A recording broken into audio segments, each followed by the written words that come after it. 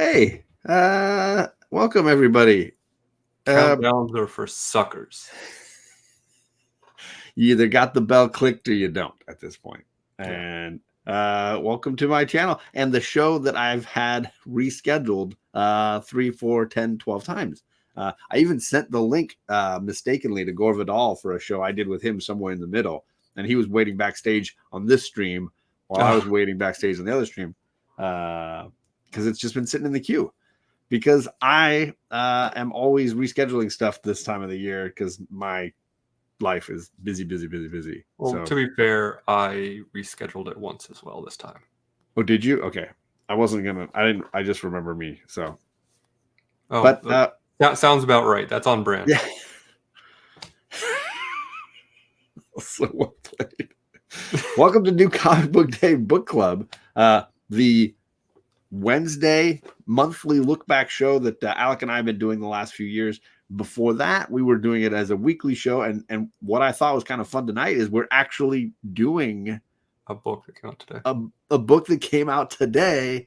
However, it is March. So Is it now quarterly?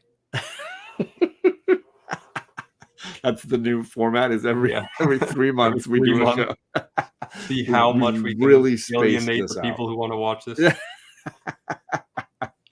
But this is the ultimate New Comic Book Day book show because we're going to be doing 3 ultimate comics tonight. We're talking about Ultimate Spider-Man, we're talking about Ultimate X-Men, and we're talking about Ultimate Black Panther. All the spec books covered, all of them. Yeah, pretty much. Las Cruces first in the chat. Tailgater extraordinaire. What is going on, my friend? I hope things in New Mexico are less rainy than it's been here lately. Chet I Night. Yes, we will talk Ultimate X-Men, so be ready for that. We got Tony in the chat throwing that wrench around. How you doing, sir? Jigs Kingdom, one of the biggest Spider-Man fans I know. He's already calling Ultimate Spider-Man the book of the year. He was dropping that hammer early. I've heard people saying that as well. Coach Vic saying, "Ultimate people, hello." John, are you on? Are you ill?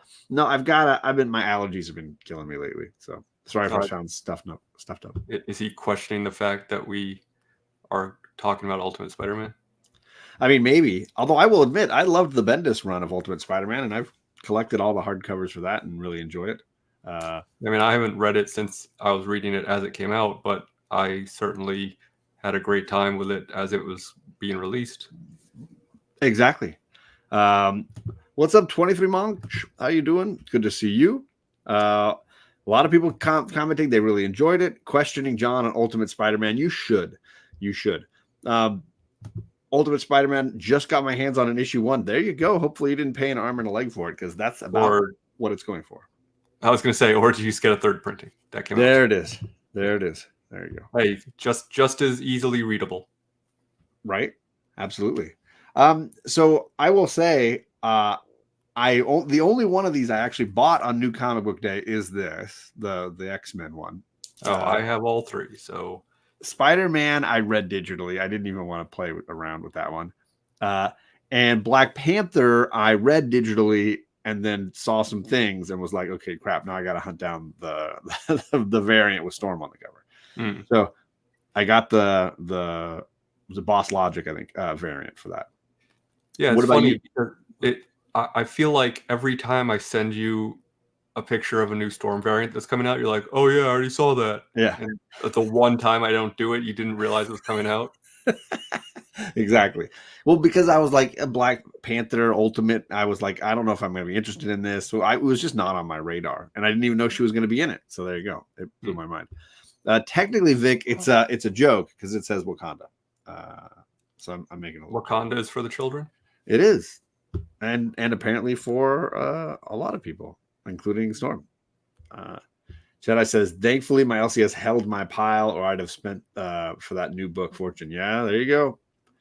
So did you want to go chronologically? How do you want to dive into these 3 books? I mean, it's your channel, but I think chronologically makes the most sense just because how else are we going to decide? Okay. I am in. Let's start with Spidey, the man on the thumbnail, and let's make Jigs upset. Because I will say, of all the Ultimate books, both of the Spideys, the X-Men, and the Panther, the issue 1 of Ultimate Spider-Man is easily my least favorite. It's not even close. And I have said repeatedly, and we'll get into what the story is if you guys really want. I've said repeatedly that if Marco Cicchetto hadn't drawn this book, nobody would be talking about it. That he is the saving grace of this book for me. I was so tired of turning a page and finding another J. Jonah Jameson talks with Uncle Ben, like 3-page story. Like every few pages, it was like, hey, those guys are now in a bar. Hey, they're in the office. Hey, they're walking on the street. Like I was legitimately expecting the plot twist at the end to be that Uncle Ben is going to become Spider-Man. Like that's the big twist. Like that's the Uncle Ben book. So this book, drove me up a wall crawler. The plot centers on another universe where this Peter Parker has not become Spider-Man. He's working as a photojournalist, and he's working for Ben and J. Jonah's newspaper. Ben is not dead. He's still alive. He's still going. There was some sort of event, and they go to a memorial for Aunt May, and several other characters mentioned as well. Peter has 2 kids, a daughter and a son with MJ. And there's a lot of sort of, Game of Thrones, Machiavellian kind of backstory things happening as far as a mysterious Green Goblin who seems to want to kill the Kingpin, and the Kingpin taking over the newspaper where Jonah and Ben Parker are working. And the 2 of them decide that it's time to maybe leave this industry and start their own newspaper where they can do things the way they really want. And so they branch off, and sort of a lot of their story has to do with them deciding that they're going to leave this business behind. There's an attack on Kingpin's life, and it all kind of comes together with Peter acting like, he really doesn't know his place in the world very well. And I get it's Tony Stark's like hologram, right? That shows up with this gift that he basically is offering him a life, with some direction to it, I suppose. And at the end, Peter decides it's worth opening this thing, and there's a spider inside, and I'm just going to let it bite me, which for me is like worst midlife crisis decision ever. Like, you're going through a midlife crisis, a hologram of Tony Stark shows up and gives you a spider, and you're like, I'm going to let this fucking sucker bite me. Like, this is the best choice of my day. Even if, like, let's say, well, I won't share my opinions quite yet, but I'll say, like, to your point of the ending, like, even if, let's say, you're not taken aback by the fact that there's a spider inside this thing, right? Why would your first reaction be, maybe I should bite it? Maybe you should let me bite me. This is the choice. Again, it feels like really bad midlife crisis decision making. The only thing I can say in its defense is that there's this theme in the first issue of him feeling like something is wrong, that something's missing, that something is incomplete in his life. Right. Because in this universe, the new Ultimate Universe, the Maker has changed things. Right.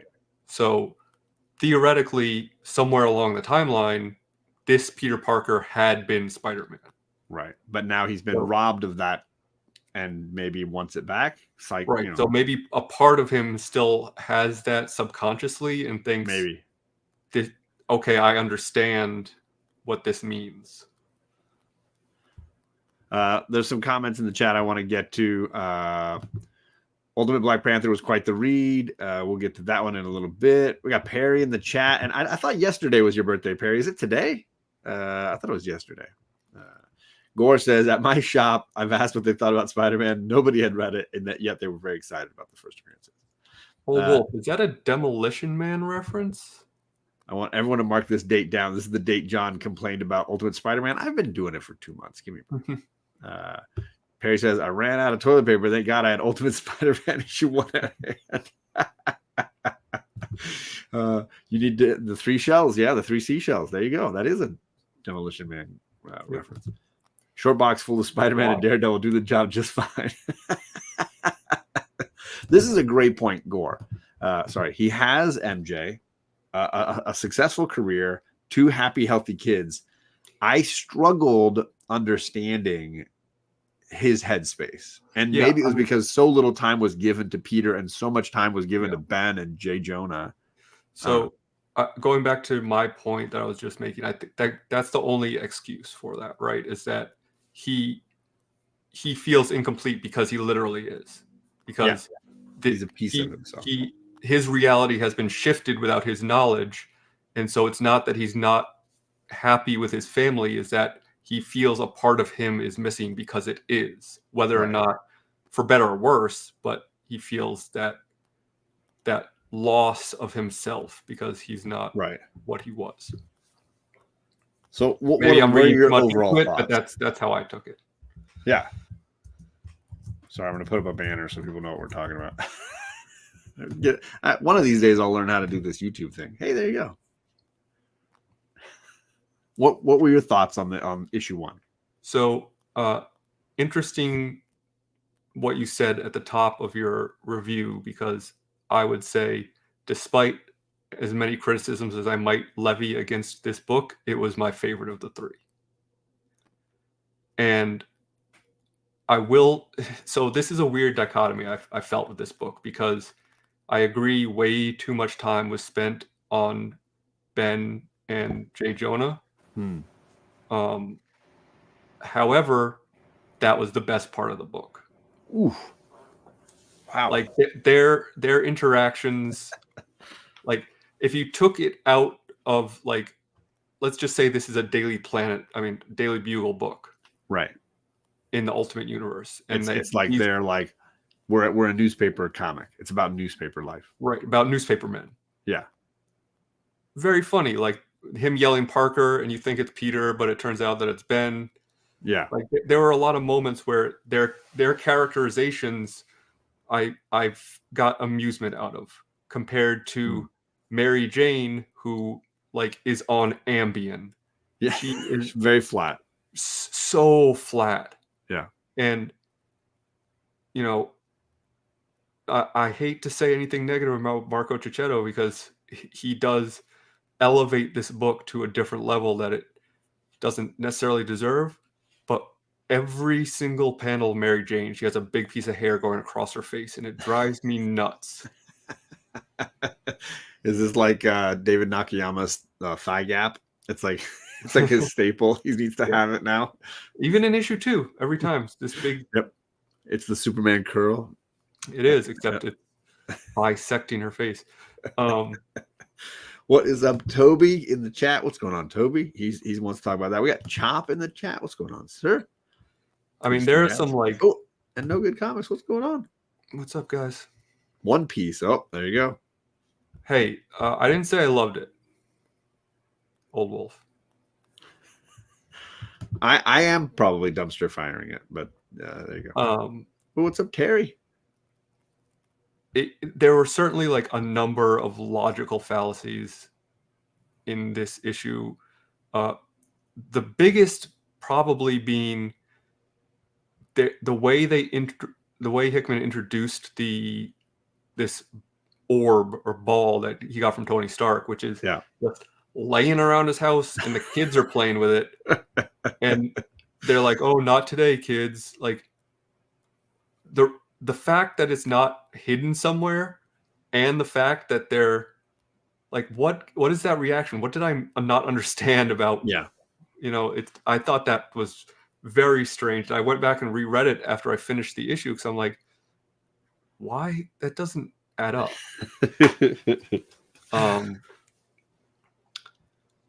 So yeah, I wish, like, as a Spider-Man book, I wish that there was less time devoted to the newspaper boys and more time devoted to like actually turning his family into characters.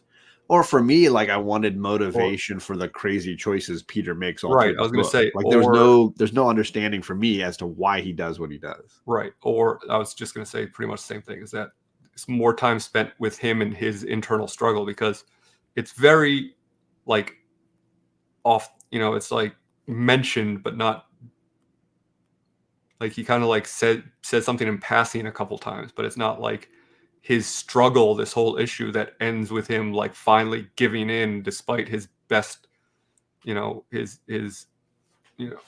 I don't know. No, I totally agree.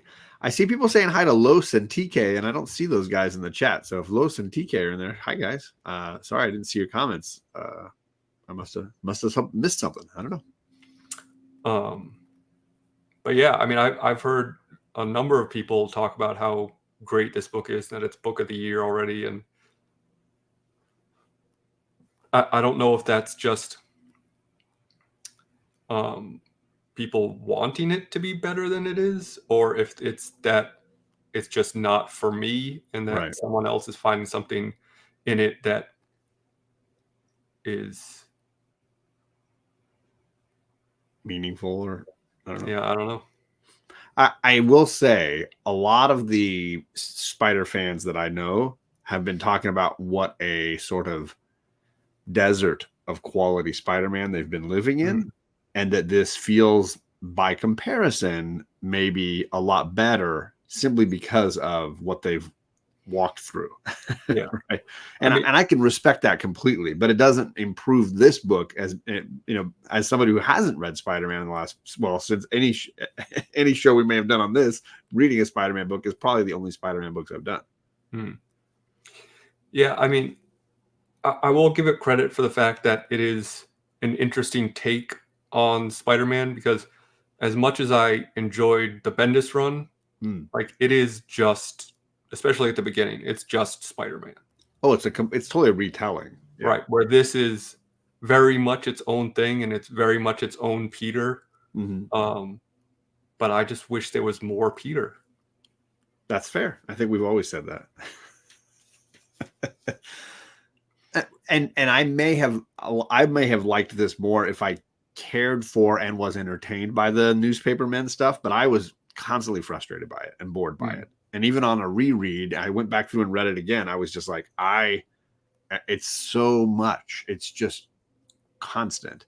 Yeah. And it didn't, it was a lot. It may be like setting something up, but like spread that out. Like spread that across 6 issues and you've got like a slow build setup. This feels more like the story, and the Peter Parker thing is taking a backseat with his kids. Yeah. Even in the second issue, like, I feel like there wasn't a ton of Spider-Man. And like his daughter already knows. Yeah. Which. Yeah. So those beats were how many years in the original series before Aunt May found out who it's like MJ maybe knows too. Right. Who knows? Does she know anything? Is she just an AI? Because she is void of any personality or three-dimensionalism. I'm worried because now you're saying this is your favorite. I don't know where we're going. This is a roller coaster. So entertaining. Yeah, so issue 2 I liked a little bit more just because it seemed at least less focused on the newspapermen, but the shift wasn't dramatic. It was definitely still splitting the issue in some way. Yeah, for sure. And again, like if the core of your first issue is Peter choosing to become Spider-Man, and a lot of people have told me they love that concept, that's not what happens for me. This is not Peter choosing to be Spider-Man. This is him choosing another life. He doesn't know what it's going to be. He has no idea what's going to come of this. He just opens the thing, finds a spider, and lets it bite him. He has no concept. He is not choosing to be a superhero. He's not choosing. All he knows is going to send him to a different reality. It's going to send him. Yeah. It's going to let him communicate with spiders. It's like he doesn't know it's going to turn into Spider-Man, because Spider-Man is not a concept in this universe. He's not, to imply that he's choosing to become the superhero that we know him to be is a fallacy. It does not. It's not what he's doing in this book. Here's the thing about that idea as well, is that 616 Peter chooses to be Spider-Man. Once he has the powers, you mean he makes this decision to become a superhero. Like, in fact, famously, he does not choose that at first. He does has wrestling. Right, to make money. And then obviously we all know Uncle Ben dies and he decides, oh, I need to use these powers to help people, not be greedy. Right. So he very much chooses to become Spider-Man. That's a great point. So for me, like the conversations I've been in with this book, I'm always pointing out these things, and then people are like, "Oh, you're nitpicking." I was like, "That's not a nit. That's a big pick." Yeah. Like for me, if that's your build, where you really want this to be the emotional beat at the end of the first issue, is him choosing to become a superhero. You need to set up his story and his knowledge of what he's choosing, so that we as an audience get to be with him on the journey of, do I really want to risk my health, my family, my whatever to become a superhero? Mm-hmm. If that was the journey, I would probably like this issue a heck of a lot more. Right. Because it would have been focused on Peter, and the ultimate, the end sequence at the end becomes this ultimate great moment where he's like, I've considered all the options and I'm making this choice willingly. Yeah. And, going back to what we were talking about earlier, where, he's not content, even though he has this loving family.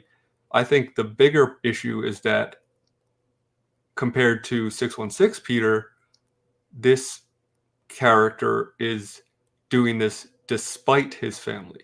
He has so much more to lose than, his aging aunt and uncle, who clearly mean a lot to him in the regular universe. But having a wife and 2 kids, like, you need to have a level of responsibility that, like, with great family comes great responsibility. Sure, like Bitcoin. Yeah, I mean, I've been wrong before, but sell. Like, there's no way this is going to hold. I feel like in a year this will be a cover price book or nearabouts, but that's what I said from the beginning. Yeah, I don't know. I think it'll be, you'll see it on walls for like $20, but I don't, will anybody pay 9.8 is going for like $300. That's wild. Absolutely. Totally. All right. I mean, those are my big thoughts on this book. I routinely highlighted Marco Cicchetto and everything I said, because I felt like the only thing that kept this as a 7 or whatever for me whenever I read issues 1 and 2 was Marco. And that if you pulled that away and put any lesser artist on this book, I would find it absolutely unreadable or completely forgettable. Yeah. And I love Cicchetto's art and his style. And when we see the characters in their costumes, whether it's Goblin or Peter or even Fisk in his suit, I think it definitely gives me Marvel vibes, like just really good Marvel vibes. Just that look. Just fix that hair. Okay, well let's go to what I consider to be, like, in some ways, like the counterpoint to Spider-Man for me was Black Panther, in the sense that Ultimate Black Panther. Oh, and I'll change my little banner. My banners. What I liked about Ultimate Black Panther was it was what I wanted from Spider-Man, which is like, I just wanted excitement. I wanted every sequence to be entertaining and exciting, and I got that from Black Panther. There were beats I wasn't expecting, plot twists I wasn't expecting, and I was like, oh, I find this very interesting. So the idea that T'Challa's married to Okoye and that they're not sleeping in the same bed together, I found that page very interesting. I like the politics stuff in Wakanda, where we're looking at, he's trying to be a leader and dealing with invading forces, the Khonshu, which I don't quite understand, because I haven't read Secret Invasion, which may be part of that Ultimate Invasion. So I read none of the setup Ultimate stuff. Of course, I love the Killmonger Storm stuff. Those pages were fantastic. It just felt brisk, and I enjoyed that. So for me, it was a better book than Spider-Man, which I felt like I had to push through. That's interesting.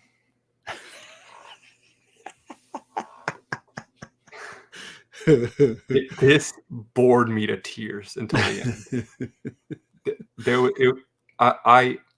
I might need to go back and reread it because I felt like it was 85% bureaucratic boredom and then like a little bit of action at the end. So look, see, it's almost like we had opposite views of Spider-Man and Black Panther, because that's how I felt about Spider-Man. I hate that you can see his mouth in his costume. Who, Killmonger? No, Black Panther. Black Panther. Like he has this, like, you know, Batman-esque cowl where you can see his mouth. I do not even recall that. Yeah. So look, I haven't read that one most recently. I'm not doubting you. I'm not doubting. I just want to have a visual reference for everybody who hasn't seen it. Toby's mentioning that it's a link between this and Ultimate X-Men, where Storm's going to make some bridging element. I don't know. What's up, Kenneth Bird?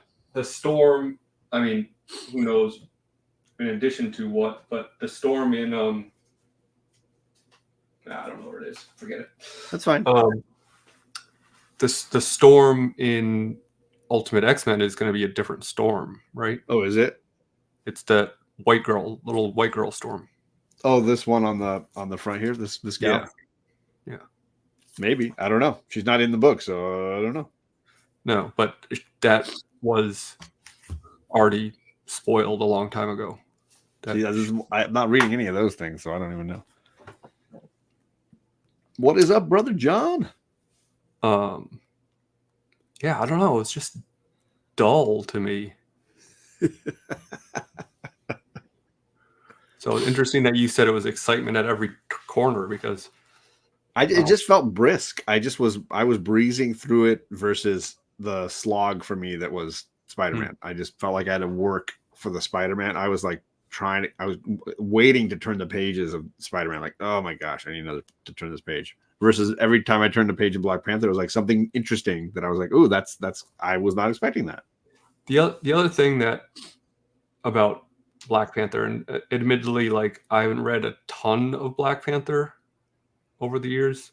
It didn't feel as different as Spider-Man felt. You know, it felt more like a regular Black Panther book. Gotcha. And not that it has to be a complete reinvention of the wheel, but because after Ultimate Spider-Man was like, okay, they're doing something different with this, not only just with Spider-Man, but with the Ultimate Universe, with the whole Maker thing. And then Black Panther is just a Black Panther book. Like, there's no origin story. It's just, he's just been Black Panther. Just T'Challa, which for me, I liked that so far we've not done a whole lot of like jump to the future, skip to the past stuff. They've all been like in this timeline consistency, which is something we've always complained about. So I'm happy about that. Oh, for sure. What's up, Cliff? Brother John, this sort of has become an ultimate discussion across the Ultimates. I don't know how much of how DC will get into, but maybe we'll have some time at the end. We'll see. We did Spider-Man. We're on Black Panther, and we'll get to X-Men, which dropped today. I think the only recent DC book that I read was the new Action Comics Bizarro. Okay. But beside the point, not what we're talking about right now. I've been up on Nightwing and Poison Ivy, and Birds of Prey is still the best DC book for me. I love Birds of Prey. That book's been great. Yeah, I gotta track those down because everyone keeps saying it's really good.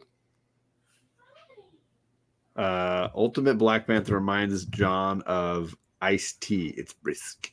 Haven't read it since Marvel Knights era, which was his best version. That was 20 years ago at this point. Hot gap there in the schedule. So for me, like all the little plot stuff, I wasn't expecting anything. I wasn't expecting to get Killmonger. I wasn't expecting the Khonshu stuff. I wasn't expecting Storm. I was legitimately unspoiled on all this stuff because I'm so far removed from anything in the Marvel universe that's not the Hickman Krakoa stuff. Like, that's it. That's all I read at Marvel for the most part. So like, I'm not reading street, like previews magazines. I'm not reading any of this stuff. I'm not following stuff. I mean, I knew about the Storm cover just because I work in the industry. But I didn't know anything about the plot going into it. Okay.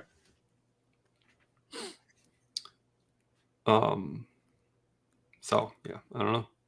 So I think I gave the 2 Spider-Mans 7s. I would give this 7.5, 8. I was just more entertained by it than I was those. Yeah, I would say Spider-Man. I don't want to give it an 8 just because that's too high, but I think it's better than a 7.5 for me. And Okay. this was like a 6. This was like there wasn't anything really wrong with it. It was just I wasn't entertained. Okay. And then lastly, today's book. Where's my banners? I gotta get my banners up. Today we got Peach Momoko's Ultimate X-Men. First time in a long time we've done this. Yeah. A new comic book day book, an actual breakdown of the book. It came out today. This is a spoiler show. We're not gonna leave it light. Although I will say, all 3 of these books, not super complex. Not a whole lot to spoil here. There's just kind of a simple setup for most of these. This one especially. Indeed.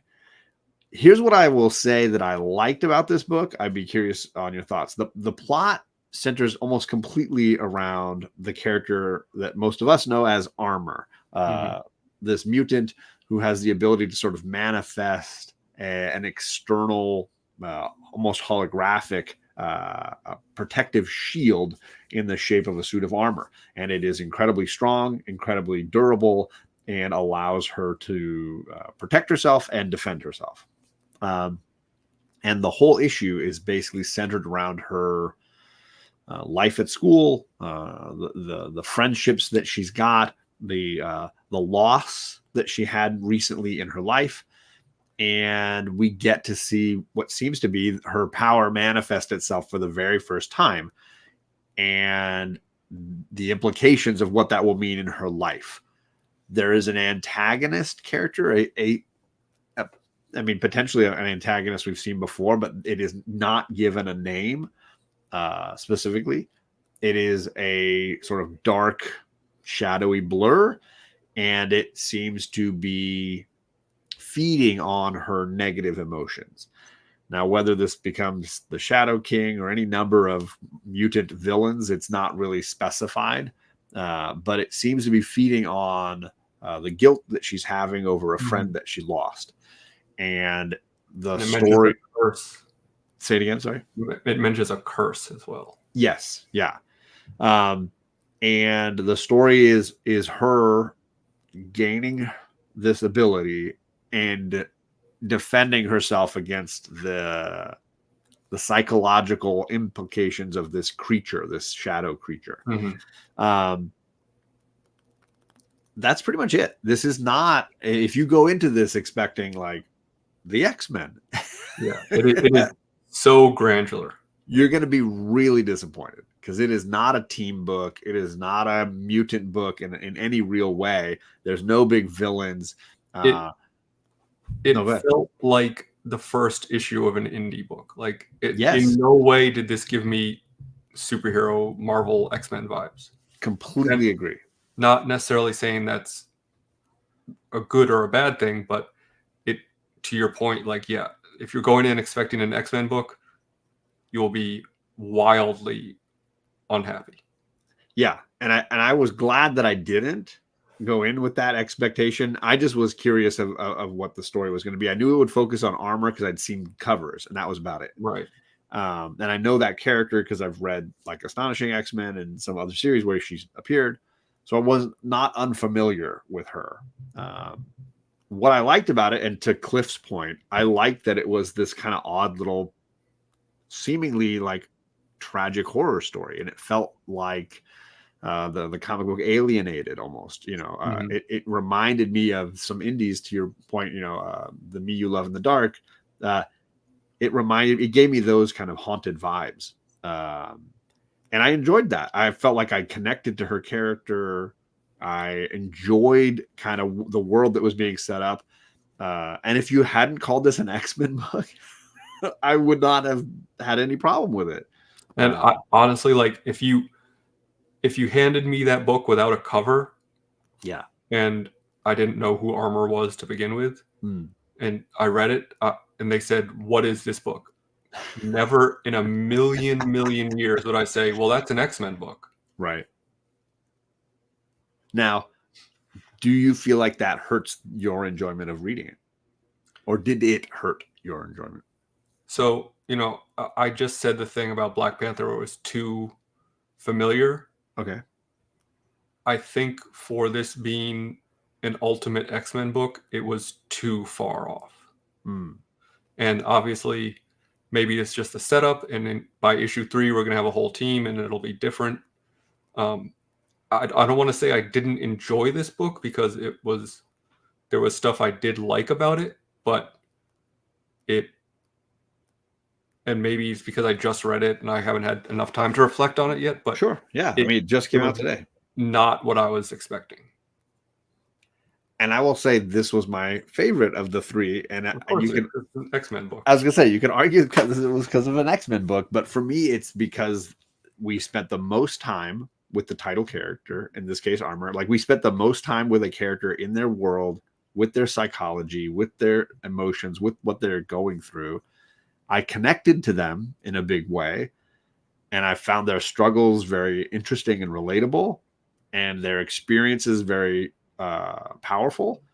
And I love the guilt that she's trying to carry, the depression that she's managing. I love the sort of abstract villain that she's facing, which maybe it's real, maybe it's internal, maybe it's a mixture. I'm fascinated by it. Maybe it's the Shadow King. I don't know. Yeah, I really appreciated it.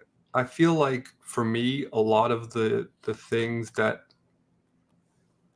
I feel like could have been super promising were handled in a way that I didn't respond to. Like they need to establish the fact that she's different and depressed so quickly that they have the other characters be like, "Oh, don't let her depression rub off on you," instead of like really letting us understand that she's depressed and going through something. Sure, showing, not telling, right? Right. So I think things like that, where like if there was a little bit more back and forth where we weren't sure if this Shadow Man were real or if it was a manifestation of her depression and she's going out into the woods to try to come to terms with what happened and she's kind of using this as a coping mechanism. I feel like there was a lot, and maybe this is because, like I said, it felt like an indie book, but I feel like if this was an indie book, that sort of stuff would be more focused on. Sure. Okay. Instead of like needing to not even like establish universe, because again, like as far as building an X-Men story, besides the one part where I guess she fights the Shadow Man with the armor suit too, but there's very little mutant type stuff. Yeah. And I know this is kind of like maybe trite or reductive or whatever, but I would have really enjoyed something more where it was like something happened, because again, it gives you the little, even if you haven't read Ultimate Invasion, at the beginning it says like the maker has gotten rid of all superheroes, blah blah blah. So why are superheroes coming back? That we don't know yet, but why is just this girl getting her powers? Like it would have been interesting to see people all over the globe suddenly getting their powers, or is it just something that's going to trickle in? Are there actually other superheroes that we just don't know about? And I definitely think that's stuff that is going to get answered and does need to be answered. But for me, I didn't need it in these 3 books. Like, it didn't seem necessary to these stories. Right. No, what I wanted was like a personal Spider-Man story, like a personal Black Panther story, a personal X-Men story. And I think I got it the 3rd try. Yeah, I don't know. Maybe it was just a pacing issue for me, but for some reason it felt like really like nothing happens, but at the same time it felt really condensed. Interesting. Like I wanted more time with her at school in Mm. those sort of interactions, that sort of relationship to like build the character of saying like Before she's dealing with it a physical manifestation of right, and to whatever. show like, and maybe this is cheesy, but like it's the impression I got where she has this armor that she puts up to isolate herself Mm. in school because she feels like she doesn't fit in, and then she gets this literal armor as her power. But Right. that's like so glossed over. I feel like there was an opportunity there to like really build this character Mm. as a student before we got this character as a shadow man fighter car destroyer. Sure. I mean, I don't know, and maybe I just, the little pieces that we got early on about her friend being dead and her sort of being this person who self-isolates in general definitely clued me in enough that when the psychology of these negative thoughts personified as this being, it just it again, it reminded me of Alienated was the first book I thought of, but it reminded me of some indies with the same kind of concepts of, you know, teenagers dealing with really heavy issues and the manifesting in a comic book fashion of those issues. Yeah. I related to it a ton and felt like there was something interesting there, and enough that it set it up. Now, is it an X-Men book? I feel like this is important to keep coming back to for me. How does this become an X-Men book? That was my biggest question mark finishing this, was where do you go with this? Where does it, are we going to get like, is issue 2 going to be like little kid Iceman and he's learning to use his powers? Are we going to be like doing all these little one shots that like come together? Like what does this become? From what little I've heard about this series is that it focuses on armor. Like this is her story. Gotcha. But will there be a Professor X type character that assembles a team? I mean, you kind of need that if you're going to call your book The Ultimate X-Men. right? Otherwise, it's something different, which is fine, right? If that's the story you want to tell. But it's not even an Ultimate X-Men book, because this isn't, you know, especially because you've established Spider-Man and Black Panther already basically being pretty similar. Like, regardless of how different Spider-Man is, it's still like, it's still the same. It's still Spider-Man, it's still Black Panther, and then all of a sudden it's not the X-Men. Like if all 3 books were just like totally okay, we're reinventing these characters from the ground up. These are going to be the Ultimate Universe where we have created a different type of superhero, a different type of reality where these superheroes interact with the world, then fine. But it just feels like an outlier within these 3 books. Sure. And maybe that's what I liked about it. I don't know. Yeah, Cliff says, I bet it'll be about armor and we'll meet X-Men through her eyes, kind of like Pride of the X-Men. Okay.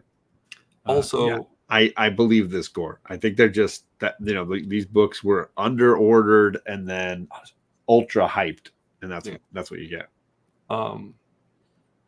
Also, and I know you're gonna pull a Jubilee joke when I say this, but how is armor not just a worse Colossus? I mean, it's an interesting like point from a power standpoint, not from a character. Yeah, no, abilities. Yeah, abilities wise. I never had a huge love for this character. I always thought she was kind of interesting when it was like a kid, and it reminds she me. Looks cool. Yeah, it's very visually engaging. It reminds me also of the little girl in Into the Spider-Verse that's like inside of the robotic spider, right? Like it's kind of like you're piloting this machine, kind of thing. I don't know that her power set is particularly exciting or interesting, but visually, obviously, captivating in some ways. You know, I always like pink and purple robots. I'm a big fan. And that's kind of what her suit of armor ends up kind of looking like. Yeah. Also, and I don't mean this in any sort of negative way, but it's super Japanese, super anime like storyline, which makes sense considering the creator of the and the shield protector on Lynch's Dune film. Yeah. Right. Yeah. Uh, suicide is a big problem in Japan. It is very culturally, I don't want to say relevant because that's a bad way to think about it, but you know, it is very much featured in their media and in their Just because of how common it is. Yeah. Like they have a whole thing called the suicide forest because so many people go and take their own lives there. So I mean, very sad, but I found that incredibly, you know, connecting. That's what grounded this for me in a way that the Spidey book and the Black Panther book didn't. Was those books just didn't have emotional stakes like I felt like this one did. Yeah. And you know, despite what I was just saying, like I wish the other two books were more like this. I wish they were more different because, like I said, Black Panther bored me because it was just Black Panther to me. So you're like, be more different, be more different. Too much, nope, too far, come back. It is, but like if the other two had been this far out as well, yeah, I might have given this a little more grace and said like, okay, so this is just what we're doing. This is the universe that everybody's playing in. Sure. And I don't know that there is a consistency across these three books because they all feel different. Like they don't seem connected. Right. No, not at all. And obviously I don't know what their plans are for these books moving forward, but if they are doing anything like the first Ultimate line, they're going to have events and they're going to have crossovers, and like how do these fit together? It just feels like they're going to be putting two jigsaw puzzles together that don't mean to go together when they try to do it. I mean, that's totally fair. I don't disagree with that. Yeah. Confirmed to Comic Toby. The distributor lost like 15,000 copies of Black Panther or something. How do you just lose them? Well, sitting at somebody's house waiting for Spec Watch. That's a lot of comics. Yeah. Sitting there somewhere in some shipping container. So for me, this one was closer to an 8.5, 8.2. Like it was definitely something that I was more interested in following in the future. Yeah. I admittedly, I'm probably not going to buy any of these in actual floppies going forward. I'll just keep reading them all digitally. But that's about where I am with these three books. And I don't know what the next Ultimate books are even. What else is coming down the pike here? Yeah, I've not heard what else. If it's just these three for a while, or if there's other titles coming out. Yeah. Yeah, I mean, I'd give it in a vacuum an 8, as an X-Men book a 4. I mean, that's fair. If I had to rate it as an X-Men book, it would get a lower rating for sure. Yeah. But I don't feel like that's what I got out of it or wanted out of it. Right. For what it was a well done book, and I think Momoko's art works very well for the story she's telling, which right. And I like this a lot more than Demon Days, and I only gave that a couple issues. No, I never even read it. I did not. I'm really like, I'm very lukewarm on Momoko's art. Like when she does a cover that crushes it, like it's great, but so many of them are just so ugly to me. Right. That's fair. Yeah, I'm not a big Momoko fan. There's only a couple of them that I really loved. So that's the Ultimate Universe. I'm taking down the banners again. Were there other books that you wanted to mention? I know that you've been enjoying Deviant a lot. They just had the 4th issue of that. Are you still loving it as much as you were enjoying Deviant from the jump? I think the first issue for me was definitely still a high point. Uh-huh. However, I do feel like it is still going strong, and every issue I have thoroughly enjoyed. I think it's going to be one of those books that I'm probably going to regret reading month to month because it's probably going to read a lot better as a collection. Sure. But if it stays this good, I'll happily buy a hardcover and reread it as a hardcover and Yeah. not be upset about it because it's still, I think, one of the top books on the shelf every month right now. And the art is really captivating. I think the twists have been really interesting, and the characters are not what I would expect. And every time I'm kind of surprised by where the story goes. Yeah. Sorry, I feel like stuff's buzzing. I got my phone too near the Someone's popular. It's probably eBay. What's up, Carlito Classico in the chat? What's going on, my friend? The Punisher comic or the Punisher show? Yeah, I don't know. I know that what's his name? The writer for Scouts Honor has been doing Pepos, right? Has been doing the new Punisher, and I did not hear that it got canceled. I thought they just dropped issue 4. We talked about the first issue, and it was a stinker. Yeah, not so good. So it does not surprise me that the Punisher comic, because I was going to say I didn't even know there was a new Punisher show because I know they're doing the new Daredevil. Yeah, I mean, Punisher, not Frank Castle, doesn't work. I thought you were going to go somewhere with that. That was it. Nope. Period. That was the entirety of my thought. I mean, do you need me to expand on that? No. I got it. No, there was a full idea. I do want to keep hitting on this book. I think Birds of Prey is one of the most entertaining things going at DC these days. We can talk Wonder Woman too, which I really love. But something about that first Birds of Prey arc, going to Themyscira, maybe I just want to see, big, beautiful women fighting each other, because Barda versus Wonder Woman was amazing. I could read several comics of the two of them battling. So I love the art style. I think it's very throwback. It gave me Bronze Age comic vibes. So if you're looking for something, I think that first arc is done. They're starting a new arc, so that first arc will probably be in a trade here at some point. I did want to recommend that one. I just want to point out someone agrees with me in the chat for once.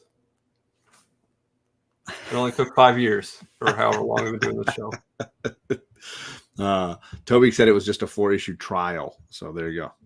Test driving it. Yeah. Well. Anything other that you've been reading that you've been really enjoying? I don't want to put you on the spot, make you dive through piles.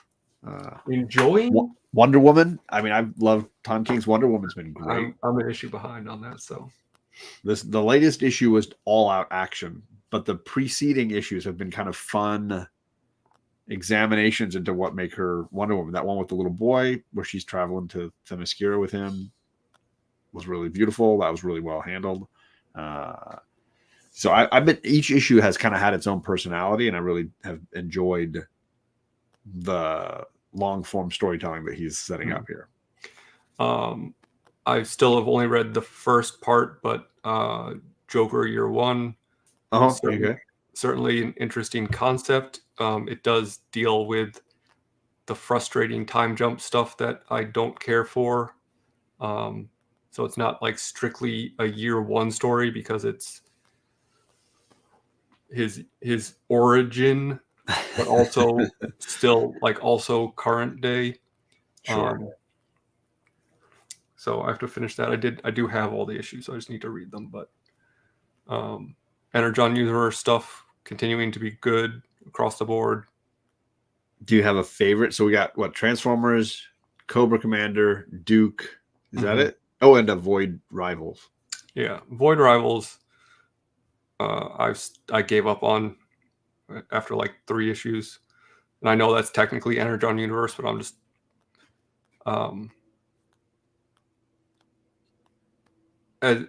the second issue of Duke.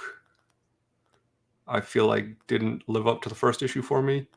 So I would say Transformers is still probably my favorite. Okay. I'm all caught up except for the issue of Void Rivals for this week. I guess there was a new Void Rivals issue that I have not read. So I have 3 issues of Duke in, 2 issues of Cobra Commander, and then however many, I think, was it 5 or something for Transformers. Yeah. I have yet to feel like passionate about any of them. I'm reading them more to just be able to stay in the conversation about these books. I think Duke issue 1 was probably my favorite single issue of the whole thing. It was very good. That was very entertaining. And the new issue that came out last week was entertaining as well. I get what you're saying about the kind of drop in the middle. I would probably pick Duke as my favorite. Cobra Commander came out in these months. I haven't read 2 yet. Okay. Cobra Commander 1. That was all right. I just didn't. Cobra Commander number 1. Yeah. I feel like from talking to people, it's very divisive because it's like, do you like G.I. Joe the movie?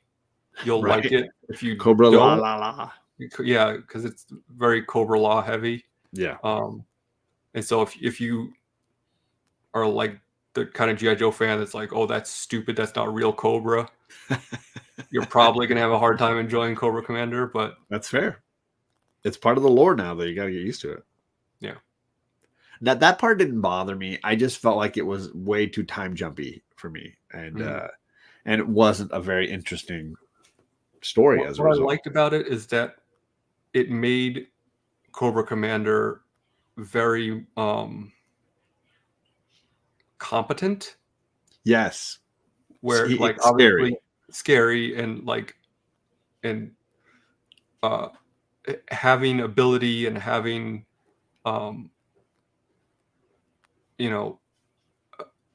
because he's supposed to be the super genius in the cartoon, right? Yet he's just a bumbling idiot, which is fine because it's a cartoon, right? But in this, he was like very methodical, very clever, right? Very scary, very smart, and I was like, okay, cool. Yeah, and I think the issue they always had with Cobra Commander in all the media is because they kept trying to give him like bosses.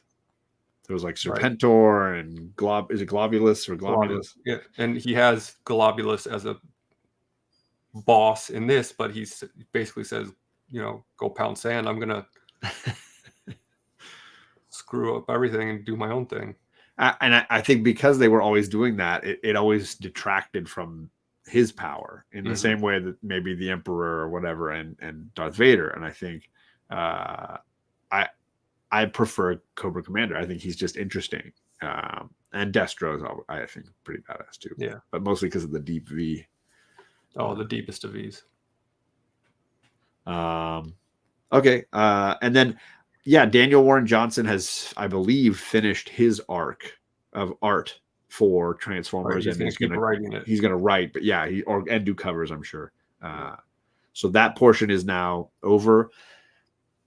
I don't necessarily feel like it ended on an arc. It does seem to still be just the same ongoing story. But I do appreciate that his book is very much in chronology for the most part. It's very tightly like in the moment for the most part. And I think that following these characters in their journey.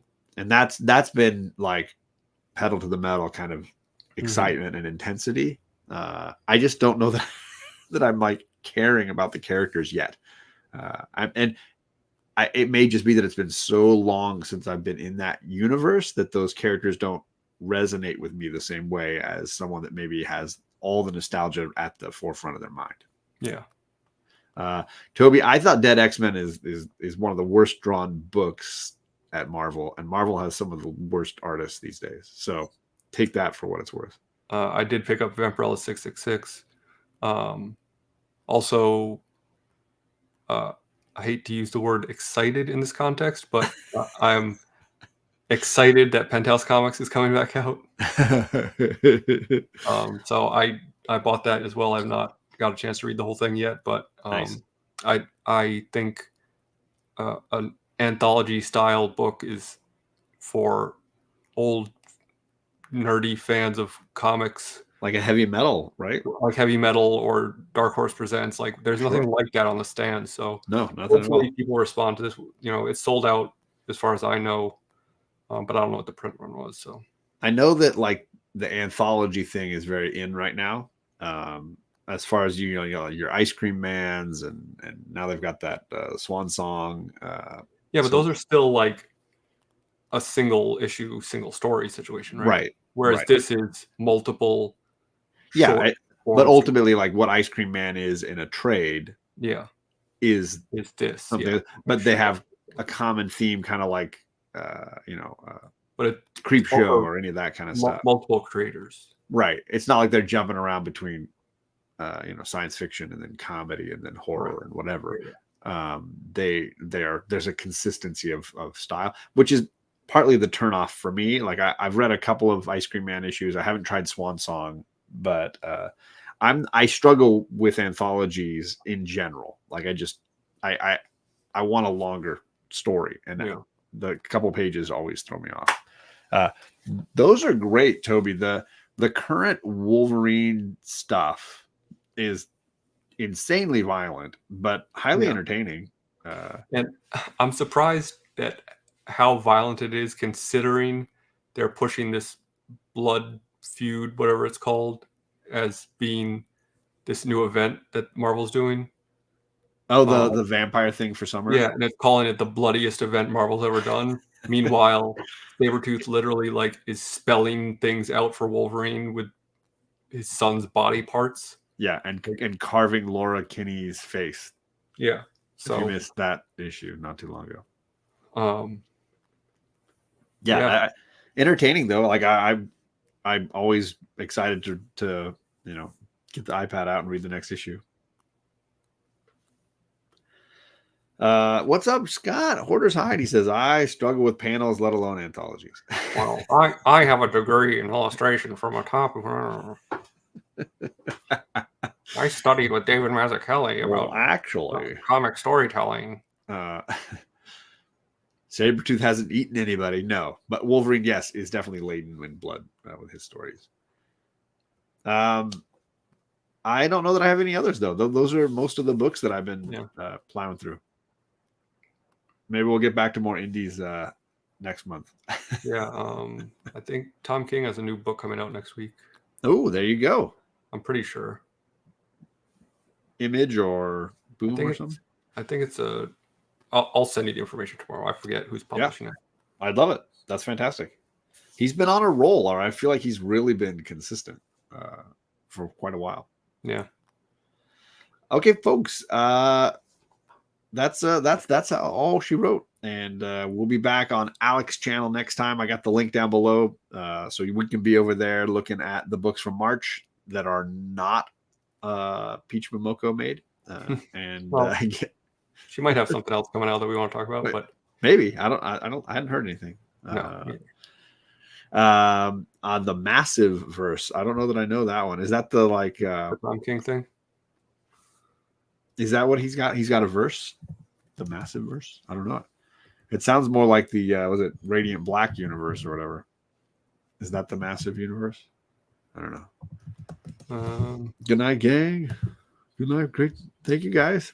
I've been catching up on the Geiger universe for John's, and I read all the Void Rival stuff, which I do agree with Alec is not my favorite of the Energon stuff. Is this the Job universe, the Job universe? I don't know. Sorry, now I'm trying to look it up. So I can... The John universe? Get ready for it. Dark Horse is publishing. It's called Helen of Windhorn. Sounds like a fantasy series. Yeah, I don't know. It's got some good covers, though. Okay, cool. Well, gang, we will catch you all next time. I'm going to head us out of here. Never turn your back on the ocean. Hey, that's my line. Bye.